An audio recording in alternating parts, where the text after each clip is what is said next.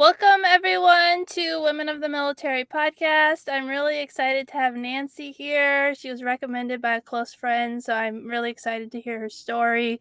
I just got to hear a tiny piece of it when her friend was recommending her, so I'm really excited to have you on the show. So welcome to the show, Nancy. Thanks, Amanda. I'm happy to be here. So let's start with, why did you decide to join the military? Well, I was going to engineering school. I was a senior in high school at that point, and engineering school is expensive. So this would have been in 1996. I was, it was before Google. So I think Lycos was the search engine. I was looking for scholarships for college, and ROTC kept coming up. So I don't know if ROTC gave a lot of money to Lycos or what, but but they kept coming up. So I started looking into it, and at the time, my dad was totally against it. He's like, they're going to own you for 4 years, don't do it. And then we went up to the college, Worcester Polytechnic Institute, where I ended up going to undergrad and met with the ROTC folks. And it was almost like in a movie where they slide over the number. They're like, here's what we can give her for college. And he's like, how much? 4 years isn't that long. So I ended up in the Air Force just because I knew I was going to WPI. And when I started looking into ROTC, ironically, because the Air Force always gets the rap of, we take long lunches. We're always in air conditioning. We're very posh. They happen to be the only ones not at lunch when I called to set up meetings with each of the ROTC folks in the area. And I just didn't really look into any of the other services. So that's a little bit of a fluke how I ended up in the military or in the Air Force. And then it just, 4 years turned into 6, turned into 10, turned into 20 before I knew it. Yeah, that's kind of funny, yeah, because sometimes when I do interviews with people, they'll be like, and the Air Force, they just never called me back, or, and so it's funny that you had the opposite. You were like, everyone was on lunch, they were busy, out of the office, but the Air Force was like, come here, we're Exactly. So it's funny how huge parts of your life can really come down to luck and timing, right? Yeah, for sure. I mean, there's a lot of luck and timing in my story as well, so I can definitely relate to that. So you went to ROTC and an engineering school. I'm guessing there was a high quantity of men because, engineering, military. So what was that experience like? Sure. So when I was going through WPI, if I remember correctly, so I was there 97 through 2001, the ratio of men to women when I started was around 8-1 men to women. I think by the time I graduated, it was somewhere around 5-1. And I recently looked because my mom and I were talking about this, and I think it's pretty close to 50-50, which I think is pretty awesome, 20 something years later. But yeah, and then within ROTC, we started off with a really large class size for my particular year group. I think it was around 30 something. And within the first few weeks, we dropped a lot of people. And by the time we graduated in 01, there was 5 of us, I think. So, and it was actually pretty close. I think it was 3 men, 2 women. So we were pretty evenly matched. But yeah, going into engineering, going into the Air Force, continuing that path, I've definitely I find myself in a lot of rooms with more men than women, sometimes where I'm the only female in the room, with having to speak up for things and stuff. So I've definitely gotten used to it as much as you can, but every once in a while it's definitely one of those things where you look around and you're like, wow, this is kind of sad that I'm the only female in the room right now. Where are the rest of us? How come there's not more of us represented here? Yeah, and I went to college in 2002, 2003. Like I transferred to the Ford University around that time, and I went to the welcoming session for engineering, and the old guy who came in was like, "Is this the right room?" Because there were so many women, and Oh wow. it was like, I think it was like 40% was women, and so he was like really confused. And it's interesting because just a few years later, that's like less than 10 years, and you had already started to see that cultural shift. And that, I think part of that started with women in STEM. When I was a young woman, that was a huge thing. So yeah. I still think, it sometimes, there's certainly, and I'm sure we'll get into it, there's certainly, gender biases and stuff. Sometimes it's just that it's an older person who grew up in a different culture, a different, time period. And so they don't mean to be, gender biased, but they clearly are. I mean, my dad is one of them. He'll say things like, oh, she was an engineer, because he's an engineer. Oh, I met this engineer. It was a woman, but she was really good. And I'm like, come on. And he's like, no, I'm saying she's really, he doesn't even realize that how he thinks he's being, equal opportunity about it because of how, the fact that she's a woman and she's still a good engineer, but he doesn't even realize that the way he says that, could be very off-putting if you didn't know him. I know him, so. Right.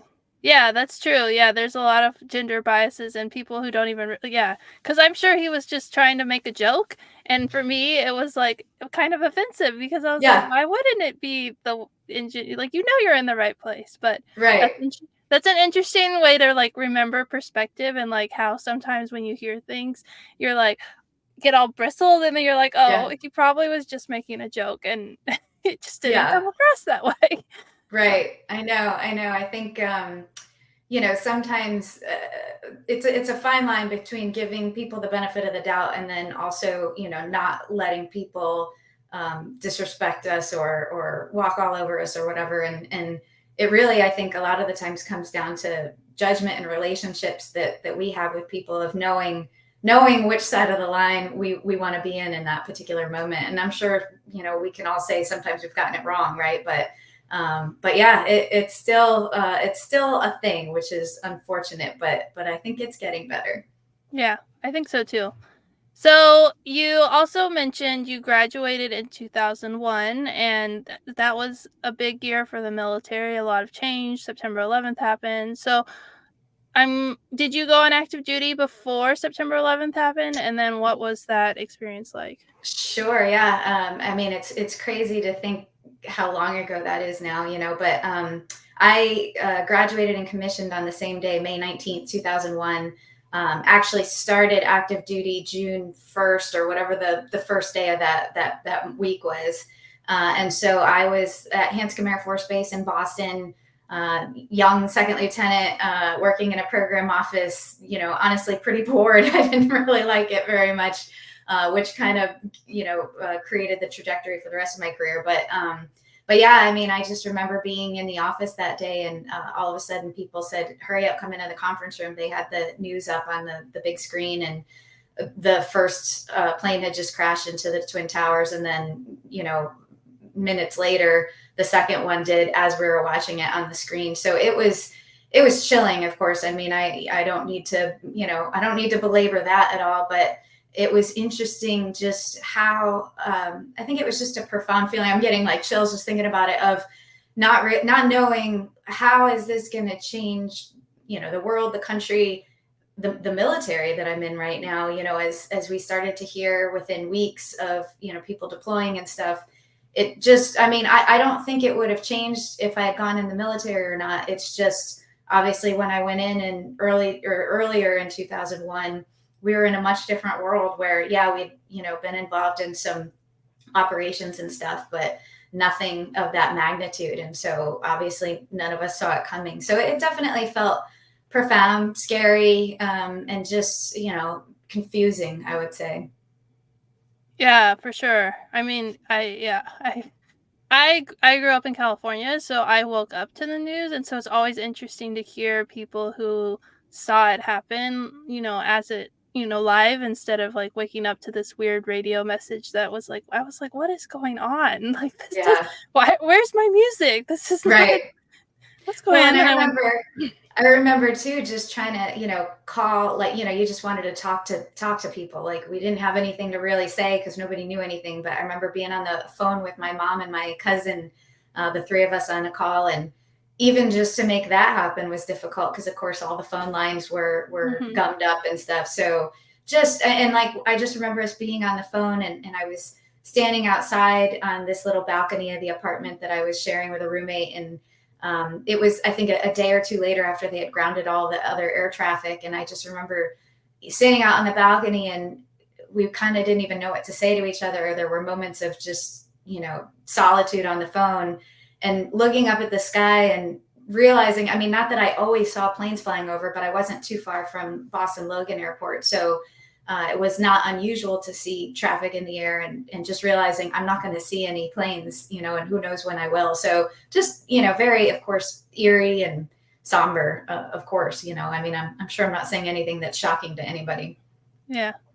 So that was an interesting trajectory for your military career, but you also mentioned a key piece that I don't know if people heard, but you said I was bored in my job, and that had an effect on what happened. So you were doing engineering, you weren't that excited. So what did you do after, or yeah, what, like, what did you do? What change Yeah, did you make to change your sure. career?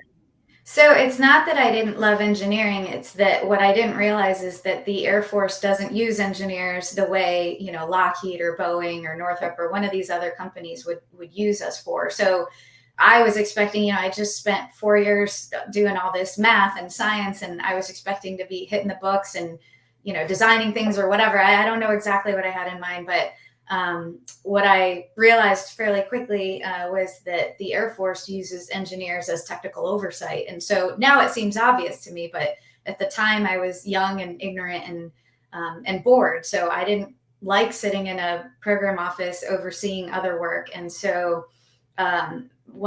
so if you didn't figure it out from my story about how I got into the Air Force, I consider myself very much a planner and very deliberate and methodical about certain things. But for some reason, when it comes to things I do in life, I don't always, or in my career, I don't always, or I shouldn't say now, but back then I didn't always research all of the different details. And so one of my really, really good friends was another lieutenant in the office. We got to be basically best friends when I got there. And he had gone through undergrad at Rochester Institute of Technology. And one day he was like, yeah, there was some sort of master's degree program up there where Air Force students were full-time students and they could get their master's or PhD. And then they went down to this place called the National Reconnaissance Office, and they did, engineering down there. And so that was all he knew about it. And I said, oh, National Reconnaissance Office, the NRO. I'm like, are they hands-on engineering? And he's like, I think so. So I applied for the program, got in, because I figured I had to get a master's degree anyway as a technical person in the Air Force. Got the master's degree, loved it. RIT was an awesome school. My job was to be a full-time student for 2 years. I had a 6-month internship / mini education with industry kind of thing with ITT, which used to be Kodak. So really great experience, really enjoyed it, was really looking forward to the hands-on engineering I was going down to the NRO to do, and got down there. And my first day was my boss bringing me around to this meeting, that meeting, this meeting. And finally I said to him, Dave, with all these meetings, when do we get to do our work? And he looks at me and just straight face says, going to meetings is our job. And I was like, uh-oh, I've made another terrible mistake. So that was a 4-year controlled tour. The only way to get out of a control tour is to get selected for something. So another friend of mine at the NRO told me about this thing called test pilot school. And he's like, yeah, engineers can go through too. And I said, well, what do they do? He goes, I don't know. I think they sit in the back of aircraft and they do test stuff. And I said, well, how do I apply? So he told me how to apply, and I applied to that and got into it. And so then was in test for the rest of my career, which I loved. And it was much more hands-on. I still have to go to meetings and stuff, but definitely more up my alley, but certainly not a well thought out plan. And I tell people when I'm, talking to them about my career, I don't necessarily recommend doing it that way, but I do think the lesson is be open. And if you're unhappy, make a change if you can. And hopefully you eventually fall into what is interesting to you, which I finally did, but it took me a little while to get there. It took a few turns to get where you Yeah. wanted to go. But Yeah. along the way, you got your master's, you got that really cool experience of working with industry, and then you got to work at the NRO, and they do pretty cool stuff that they can't talk about. So Yeah. even if you're in a lot of meetings. And then test pilot. So let's talk about test pilot school and what that experience was like, because do engineers and pilots go to the same school, or okay. Yeah. So I can speak to the Air Force Test Pilot School. The Navy, I know, does things a little bit differently. But the way Air Force did it back, so I went in, I was a '08 Alpha, so I went in, started in January 2008 and graduated in December of 2008. There's 2 classes going through at a time, so another class is, either 6 months ahead of you or 6 months behind you, depending on where you're at. And so at the time I went through, it was 20 students, so 10 of them were pilots. I think it was 8 of us were engineers, and we had 2 navigators, or it might have just been 1 navigator, but now they do weapon systems officers. They do, uncrewed aircraft, like UAV pilots, stuff like that. So the mix is all different now, but that was the mix at the time. And so, I mean, it was awesome for me. I had been in a couple of Cessnas in my life, just, flying a little bit. And then I had been into skydiving. So I jumped out of a lot of planes, but I haven't stayed in them long enough to really appreciate what was going on. And so just getting to sit in the back seat of T-38s and F-16s and C-12s, which are like King Airs, each thing had its own, kind of unique thing about it. It was fun being with the students. We were all going through, the same experience, and just learning how to be testers. So the pilots learn how to fly very particular profiles, and we all learn about the academics behind it, performance and systems and flying qualities, handling qualities. And then the engineers are learning how to write test plans, getting pilot input. Sometimes we were down in a control room on the ground, running the test from there, and looking at strip charts and stuff, or digital strip charts nowadays. Or, I mean, it's not even strip charts anymore. I'm dating myself, even though I'm not that old. And so yeah, I mean, it was an exciting year. There were frustrations and stresses and stuff, but I loved it, and just was so glad I got the opportunity to go through it. It's very confusing though. And my mom still doesn't understand that I'm not a test pilot. She'll tell people, "Oh, she was a test pilot." I'm like, "No, Mom, I was a flight test engineer." "Well, but she was a test pilot in test pilot school." I'm like, "No, I was an engineer in test pilot school." So I'm sure most people have no idea what I'm talking about when I try to, briefly say what I've done. I made the same mistake. I read Fly Girls Revolt, and Eileen Bajorkman, she is a flight test engineer, and I was like, "Yeah, you're a flight test pilot." She's like, "No, no, no, I'm not." And I was like, "I should know this." And even my husband worked in test at his first assignment, so I know a little bit about like the test community, and so I was like, I should have known that. And I read your book, which I highly recommend, Fly Girls Revolt. It's such a good book about the history of women in aviation. It's really fascinating, and Eileen weaves part of her story in there, and so it was really fun to read.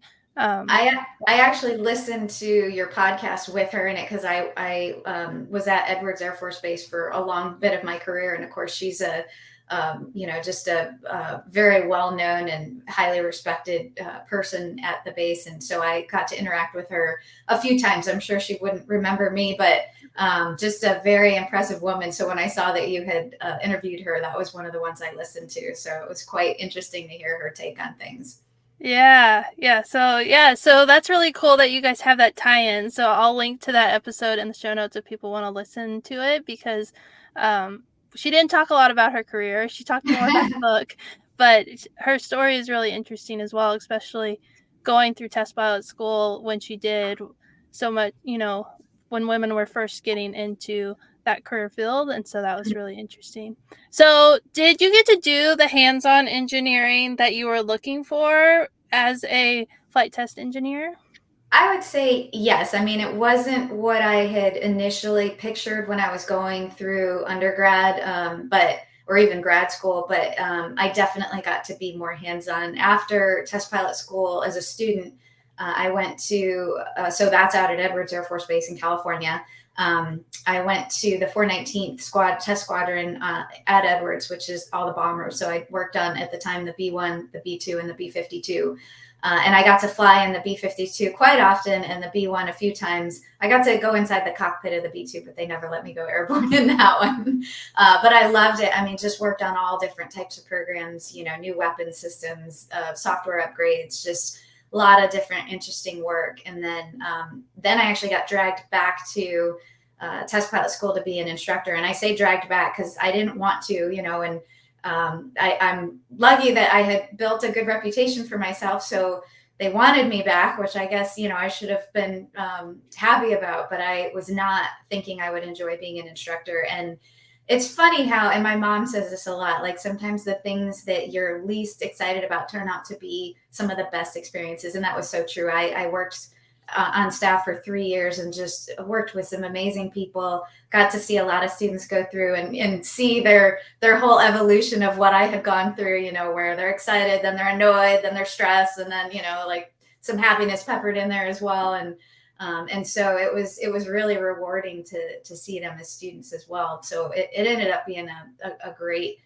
experience going back there. And I had some other test experiences as well. And it was just, it's, I was never sitting there calculating. I didn't have to get out any slide rules or scientific calculators or anything. And I'm not very good at MATLAB, so I didn't have to code anything in that. But definitely, making sure test plans made sense and getting, the actual test ready with the pilots and other engineers and making sure we were gathering the right data and stuff.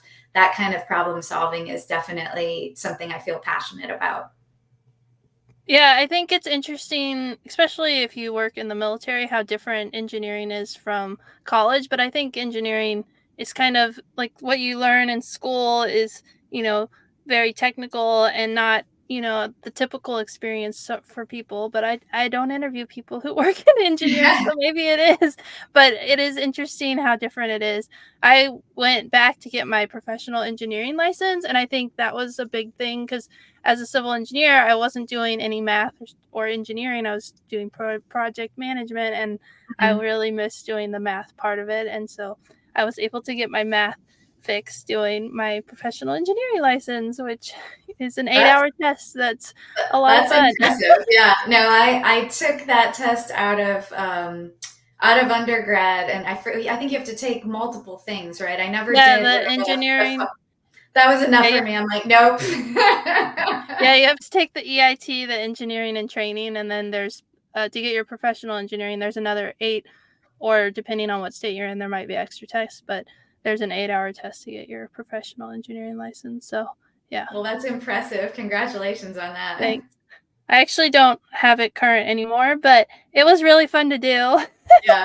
So, Hey, you did it. That's it. You could right. probably go back and do it again if you really Yeah, wanted to. if I really wanna go back into engineering.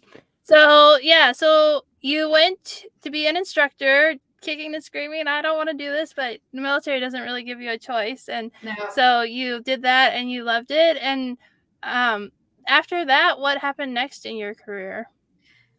So from there, I went to Air Command and Staff College, which is professional military education out at Maxwell Air Force Base. Again, I wanted to go to one of the, smaller, highly competitive programs, and I don't know what the actual percentage is, but a high percentage of officers, as you know, end up going to Maxwell. Again, kind of kicking and screaming. I'm like, I don't want to go to Alabama for a year. Turned out to be awesome. Loved being around, peers of majors and some civilians, people from other countries, other services. It was an amazing experience. The year flew by. Just really enjoyed it. Learned some stuff, and just really everything ends up being about relationship building, right? And I still stay in touch with some of those folks, which is really amazing, I think.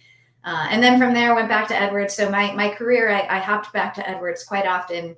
In that case, it was because I wanted to. I didn't want to go to a staff job at the Pentagon. And so I found a director of operations job out at the Electronic Warfare Squadron, where they do testing inside a chamber called the Benefield Anechoic Facility, or the BAF. And so they had an open position looking for a major to be a director of operations. Put my name in the hat for that. Was told, I should go to staff because that was what was best for my career, and I wasn't going to make the command list, and all the things that, not because anybody was trying to derail me, but they thought that what they were telling me was accurate and good information. But my whole take on kind of life in general is you're going to do better at things that you actually want to do. So I never had my sights set on a specific rank or job. I just wanted to, whatever was, certainly I had a kind of a plan, but I didn't, put my whole soul into it, where if it didn't work out, it was going to be a disappointment. And so even, when I was dragged kicking and screaming to things, I kind of gave myself about a week to, feel bad about it. And then it was time to accept it and do well in it. And like I said, those ended up being great experiences anyway. And so, so I went, to be the DO and made the command list that year, but the timing wasn't right. And so made it again the next year and got to be a squadron commander of our sister squadron in the electronic warfare group.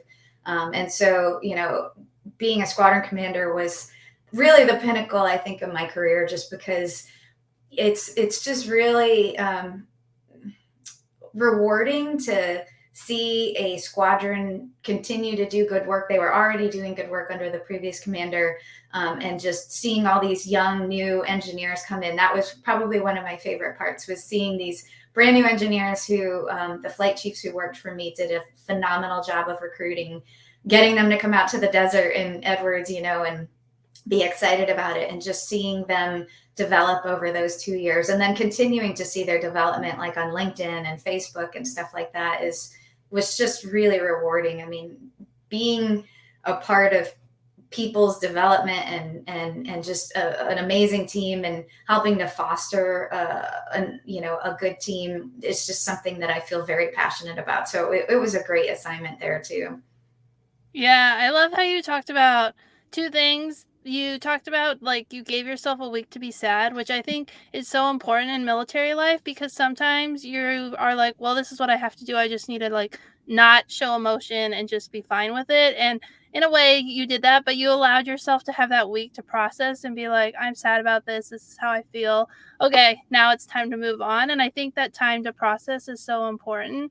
And then I love hearing how you're talking about the people that you worked with, and the, like, what they're doing today, and how you stay connected in the relationships. And I think it's really cool to hear commanders talk about how leading the next generation is what was most impactful about being a commander. I mean, of course there's a mission, it's cool, it's exciting, but really, changing people's lives and pouring into them, it really means a lot to, lieutenants who have great commanders who do that and encourage you and push you. And so that's really cool to hear. I Thanks. love that. Thanks. Yeah. So you got to be a commander, and you were at Edwards, and then what happened next in your career? So at that point, I was, let's see, my command was up in summer of 2019, and I had wanted to go to, so I knew at that point that I was planning to retire right around 20 years. Whether or not I would have made 06 colonel, I don't know. Again, I didn't have my sights set on a specific rank or anything, but the jobs that I saw as potentially being open to me at that point, as an 06, if it happened, just weren't things that I felt excited about. And so I thought, maybe this is the time to get out and, see what the next chapter is going to be. But I still had a couple more years left. So I asked leadership at Edwards if I could go to the 413th Test Squadron at, technically it's out of Eglin. It's based at Hurlburt and Duke Field out there in the Panhandle of Florida. But it would be pretty non-standard for somebody who had just been a squadron commander to go back to a squadron. So I knew it was going to be a hard sell. I knew it wasn't impossible, because a group commander I worked for had done something similar many years prior. But back in 2013, I, on a whim, decided to get my helicopter pilot's license, and eventually became an instructor, and was doing that part-time on my own time outside the military at a wonderful place in Carlsbad, California, called Civic Helicopters. They treated me amazingly throughout all the time that I was a student and on staff there. But anyway, so I thought, well, hey, if it's going to be my last assignment, I'm not worried about, career development and all that. I love being in test. I want to stay hands-on. What better place than to put probably the only, test pilot school grad, flight test engineer, who's also a helicopter instructor, who wants to go back to a squadron. Like I didn't research it. There might've been one other person in the military who had those same qualifications, but I kind of thought I had, a uniquely perfect experience to go to the helicopter test squadron. And so it worked out. Again, I got a lot of raised eyebrows and people saying, no, you're not going to be able to do that. And then luck and timing. They had two ACAT 1 programs, so two major programs, high dollar, high congressional oversight, that were coming down their pipeline, and they were short on people because they just hadn't expected both the programs to end up on top of each other. So that worked out where General Bunch was the Air Force Material Commander at the time, looked at Edwards and Eglin and said, how are you guys going to, staff for these two programs? And Edwards was like, well, we happen to know this lieutenant colonel who wants to go there. So that's how I got to go. I did have to do a brief stint as an ops group deputy commander. So a lot of paperwork and, just staff work for a few months. But I felt like that was my penance for getting my final dream assignment, which working at the 413th was just incredible. I got to sit in the back of Hueys and the MH-139, which is the Huey replacement that I was working on, and actually got to fly the Huey because I was a test pilot school grad. Even though I was a pilot, I could only fly down to 300 feet, but hey, I would have taken anything at that point. So it was amazing. So that 2 years. And it was also during COVID because I got out there in September of 2019 and left in the summer of 2021. And so even despite all the chaos of COVID, it was an amazing experience there too. Yeah, I was thinking about the timing, and I was gonna ask, like, you're like, it was so amazing. I'm like, but wasn't there a global pandemic Yeah. going on? Oh, that, yeah. No, I mean, that definitely, just like everybody, we were kind of shocked at, we're working from home now and all that. But, we eventually got to the point where for ground testing and flight testing, we were able to come back on site and, got the vaccines and all that kind of stuff. So it eventually worked out. There was definitely a lot of uncertainty in the middle of that.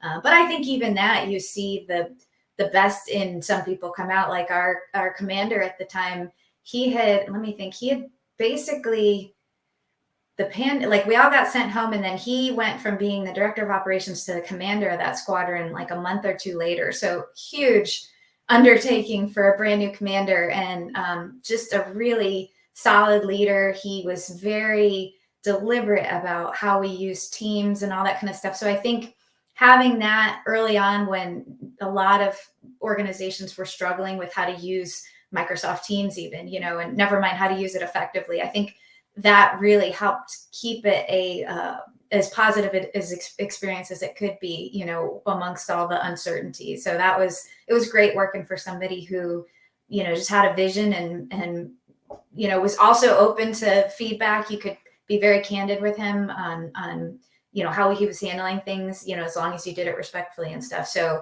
just that was another, great experience. So I feel very lucky for the career that I had. Yeah, that sounds really great. I love when you have leaders who are willing to take feedback and that that it's a safe place to provide that Mhm. feedback, because then it allows you to, come up with the idea and be willing to share it, and not be like, should I share this? Like, you have that open communication, and it just makes the whole group better. So that's so awesome to hear that you had such a positive experience with great leadership in a really trying time. And so that's amazing. I Yeah. love hearing that you were like, "Yeah, that sounds boring. I don't wanna do that," and so you followed your own path. And I think, sometimes people have, like, the best intentions of saying, like, "Really, you should do this job because 'cause it'll help your career," but you have to decide, like, what's important for you. If getting, promoted to general is what's important, then you have to do those things. But, if it's really to just have a career that you enjoy, you have a little bit of flexibility in what you do. Well, and I also think so what I always told people, for anybody, I mean, you can tell I'm a talker. So if anybody would ask me, I was happy to give them my opinions on things. But, I had younger officers and even, folks not in the military ask me, about, should I do this? Should I get a degree in this? Should I get my master's in business or something technical? And what I always tell people is do what interests you. I mean, obviously, have an idea of how you're going to apply it if you're counting on that to make you money for a career and stuff. But other than that, if you choose things based on getting to a certain rank or a certain position, say in the military, what if you get to that rank or position and you hate it, and it's not at all what you thought it was going to be. And also you were miserable in all the things leading up to it because you thought these are the boxes I have to check to get there. What's that all for? I mean, maybe it's an amazing experience when you finally get there and it was worth it, but there's also the risk that it won't be. So I'm very much of the mindset of find something that you like to do. I mean, sure, there were days, sometimes weeks, where I was frustrated and stressed and, wishing I was doing something else. But overall, I was very happy with the majority of my assignments. And so, I think that people see that, right? People, hopefully saw me as a good teammate and maybe a good leader and a good follower. And because I was enjoying what I was doing, and then they saw that as, she might be really good as a commander. And I mean, not that they got to interview me to do it, it's all based on paper, or well, maybe not paper records anymore, but you're basically just a file that they're looking at. But hopefully, your performance reviews at that point reflect that your leadership has confidence and respect for you, and that leads to doors that may or may not have been opened, even if you checked all the boxes. Because frankly, not that anybody's trying to give you bad advice; they're trying to give you the advice that they think is good advice. But nobody knows. There's no one particular path to have a successful career in the military or outside the military. I'm sure people who are generals didn't start off their career thinking, I'm going to be a general and I'm going to do X, Y, and Z. I'm sure some of them have, and I bet you we could probably pick them out because they're probably not the ones who are the most effective and the most revered, because they had that in mind. I definitely worked for people who you knew had a certain rank or job in mind, and they were willing to do whatever it took to get there. And sometimes that meant not being very good at fostering their team and a good organizational culture. So I think there's definitely a downside to it if you do have that kind of mindset. Not that everybody who's motivated to be a general, of course, is Right. a terrible leader, obviously, but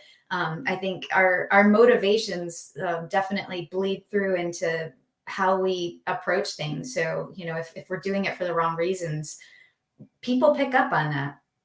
Yeah, that's so true. There's definitely certain people that you're like, yeah, that person will stab me in the back, and they don't have my back because, yeah. And then there's other people who are just like amazing to work for. And then one of Michael's former bosses is now a 3-star, and he is like the best boss ever, and he's such a good person. And yeah, and he was there, taking care of his people, and now he's a 3-star. And that's just really cool to get to talk to him and like interact with him and follow his career. And it's like we were at a thing and my husband was talking to him, and the lieutenants were like, he's a 3-star. I'm like, yeah, but we knew him way back, so it's not Yeah. like as intimidating. So it's kind of funny, but Hmm. such a good person. And yeah, and great leaders, they really do rise because the rising tide lifts all boats. I think that really is true, even especially in the military, because the people around you, you help propel them forward, and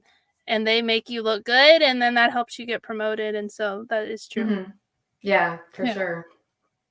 Is there we didn't really get to talk about your transition. So you left kind of near the end-ish of COVID. It was still a thing, but kind of starting to open up. I know in Florida they were like, COVID's over. Yeah. So it was a little bit different than I was in Northern Virginia, and they were like, COVID is not over. So it was kind of Yeah. interesting. But what was the transition out of the military? It sounds like you were ready to put the military behind you and start something new. So what was that transition like? Yeah, so I went on my terminal leave in early July of 2021. I officially retired September 30th of 2021 and spent that summer home in Connecticut, which is where I am now, where my family is. So I had been away from my family for all of those years. I mean, obviously, I got to see them on vacations and stuff, and we would come fly to see each other, but a long time away from each other. And so I spent a couple months here in Connecticut, staying in my parents' guest room. And I had interviewed for some jobs and stuff, and I ended up accepting a job, but I didn't want to start until October when my terminal leave was up. And so I work for American Systems now. We're an employee-owned company and a support contractor to NASA. So I get to work alongside some additional brainy people, just like in the Air Force with NASA. But the transition, I would say I'm still going through it. It's I'm sure you can relate. Like however long you spend in the military, especially if it was a positive experience, which mine definitely was, it's your identity, right? I mean, from the time I was 18 and doing ROTC, and I was, getting chills as they were doing reveille and retreat ceremonies, I just felt so patriotic, loved that. And so from basically 18 on, I had some kind of affiliation with the military, went on active duty when I was 22, and then retired at 42. And it's definitely, and I expected it, but there's really no way to prepare for it 100%, is you feel like you're mourning the loss of something, like I'm no longer in the military. I mean, even just getting on airplanes now, they invite active duty to come up and board first, but retirees, they don't care about, and so, even small things like that of, wow, like, I don't matter the way I used to. And I don't mean that, flippantly, like, obviously I matter, right? My mom would say I do, but it's just different. Like, my identity for 20 plus years had been being a member of the armed forces and serving my country. And so, and you have that whole community, and people have shared experiences that you don't even have to tell them what certain acronyms are. Everybody knows TDY and PCS and, all that kind of stuff. And so, all of a sudden you find yourself just in a different world. And so I would say, it's been about 2 years now, and I still miss that. I don't regret my decision, but it's something that I feel like, in a good way, is always going to be part of me. And I'm always going to feel that patriotism and pride that I served my country for, for the years that I did. And I'm always going to feel even a small instant connection with anybody I meet who spent any time in the military. Even 2 years is, you're still serving your country, so that part of the transition was, I would say, challenging and is continuing, but I'm finding other ways to feel like what I'm doing matters. I mean, I definitely love my job. I love the team that I'm working with now, and I've found that just randomly, I get people on LinkedIn who reach out and ask me, mentoring questions, and I love that. So that kind of stuff, helps me still feel a connection, I guess, like a sense of purpose that's beyond just my everyday job. So that has helped. But yeah, the transition is definitely a challenge. Yeah, it definitely is, and I have to say it takes 3 to 5 years, and I was only in for 6 years, so, I feel like you're right on the right track of, like, feeling those, inner turmoil, and then, some things you always, miss or, are a part of who you are. I love that you were Mhm. talking about the airplane, because I always, like, punch my husband in the side. I'm like, "Go get our seats! Come, let's Yeah. take our carry-ons." Yep. And so, that's kind of funny that you mentioned that, because I'm like, I can't do that anymore. But Yeah. it is it is a transition, but I think the thing that helped me the most when I left the military was getting involved in the veteran community, and Mhm. especially going to women veteran conferences. So, Yeah. uh, yeah, so I'll share some of I went to the Women Veteran Unconference in September, and it's a really fun conference. It was in Vegas, and I also got to go to Women Veteran Interactive, which is in DC, and their conference is in November. So, I can send you the info about that, because it's just so cool to be it's cool to go to conferences with other veterans, but it's really Mhm. cool to go to a conference with a bunch of women veterans, because you Mhm. have an extra layer of connection and community. And it's just, the first time I was in a room with 300 women and they were all veterans, I was like, this is so weird and so awesome. And so Yeah. it was really fun.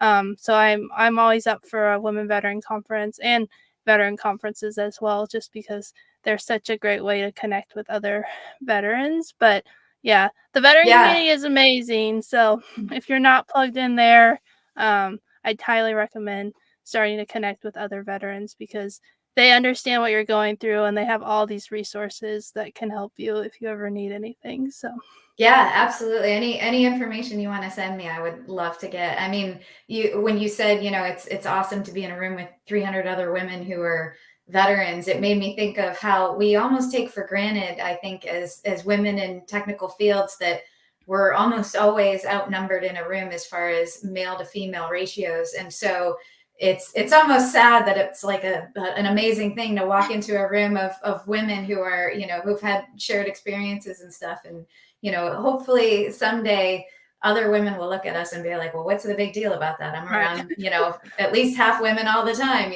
Right. Yes, yes, that's what we're going for. So, I really love this interview, but I always like to end my interviews with what advice would you give to the next generation of young women who are considering military service? I would highly recommend it. I mean, I know that, some women have had, a lot of women have had very challenging experiences, whether it was in the military or outside, just, because of being a woman. And, that could be anything from something traumatic to just, gender bias or whatever. But I find that, like I said, feeling like I served my country was very rewarding. Having that community, having those instant connections with people. Any job is going to have its ups and downs, and so you might as well, have that sense of purpose. Go get education that's paid for. All that kind of, all the goodness with it too, and find what you love to do. Whenever you're faced with a choice of, do I go for the business masters or the technical masters or whatever it is, try to think about what you're going to enjoy doing more, because you're going to enjoy your life a whole lot more, and you're probably going to end up being a lot more successful because of that. So don't be trying to check boxes. Do the things that you think you're going to love, and if it turns out you don't love them, then do a great job until you figure out your exit strategy to the next opportunity. Yeah, I think that's such great advice, and it's something that we heard continually through the podcast of, follow what you're passionate about. And I can attest to my degree is in civil engineering, and now I run a podcast and I'm a writer. And when I left the military, people are like, "Why are you not going into engineering?" And I was like, just don't want to. Like, I'm not Hmm. interested in it. I know that I have all the boxes checked, but it's just not something I want to do. And so I don't know why I guess I really didn't wanna do it because I was like, "Nope, not doing that. I'm gonna do this other crazy thing that didn't have a guaranteed outcome." And luckily, with my husband, supporting me, I was able to take that venture. But I really think following your passion is so important, and seeing what makes you happy and following that journey, and it'll really it'll really change your life. And Yeah. thank you so much for being a guest and for sharing your story. I'm so glad we got to connect. Thank you, Amanda. And I'm so glad that Joan introduced us. She's a wonderful person, she and Brian. So I really appreciate that you interviewed me, and it's been a pleasure interacting with you. Thank you.